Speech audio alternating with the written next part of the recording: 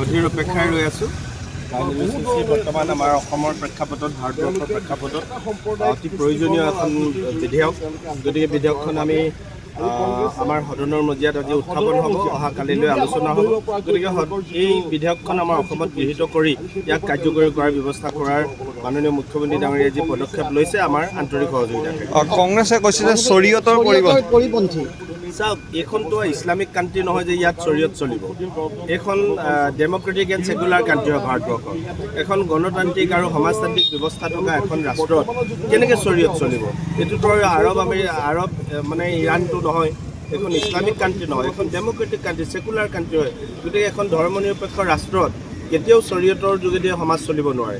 ইয়াত গণতান্ত্ৰিক বিধি ব্যৱস্থা চলিব, সংবিধান চলিব, আৰু সমূহীয়া যিটো আমাৰ ন্যায় সংহিতা আছে, যিটো চিভিক UCC আছে, এই UCC ইয়াত চলাৰ প্ৰয়োজন আছে। আজি অখিল গগৈয়ে মূল্যবৃদ্ধি প্ৰতিবাদ কৰিবলৈ এখন বেনাৰ লৈ আহিছে ডাঙৰ। চাওক, মূল্যবৃদ্ধিটো এইটো এটা কোনেও বিচৰা বিষয় নহয়।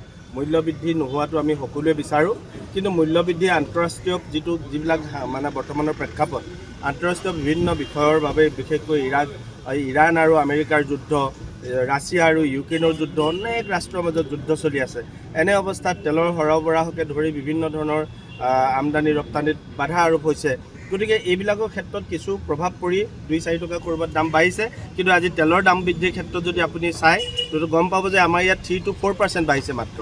আৰু বেলেগ বেলেগ ৰাষ্ট্ৰত, চীনৰ দৰে ৰাষ্ট্ৰত 50% পৰ্যন্ত। আমেৰিকাত আজি কি অৱস্থা হৈছে তেলৰ দাম? গতিকে আমেৰিকাই কণ্ট্ৰল কৰিব পৰা নাই। গতিকে আমি তেওঁলোকৰ মানে অৰ্থনীতিটো আমাতকৈ কিমান ওপৰত তেওঁলোকৰ, তাৰ পাছতো তেওঁলোকে কণ্ট্ৰল কৰিব পৰা নাই। গতিকে ভাৰতবৰ্ষত যে 3-4 টকাত বহাৰ পাছত আমি ৰৈ আছোঁ, এইটো আমাৰ কাৰণে খুব ডাঙৰ পদক্ষেপ।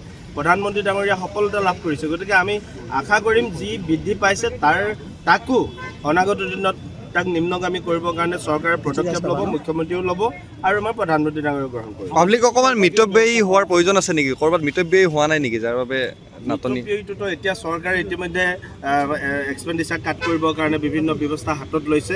আমিও সেইকাৰণে খোজেৰে ঘূৰি ফুৰোঁ আজিকালি, গাড়ী লৈ ইমান নাযাওঁ।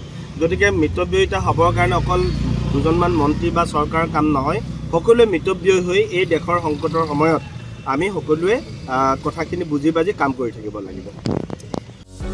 যিকোনো খবৰৰ বাবে যোগাযোগ কৰক আমাৰ এই নম্বৰত 9181 307 2221।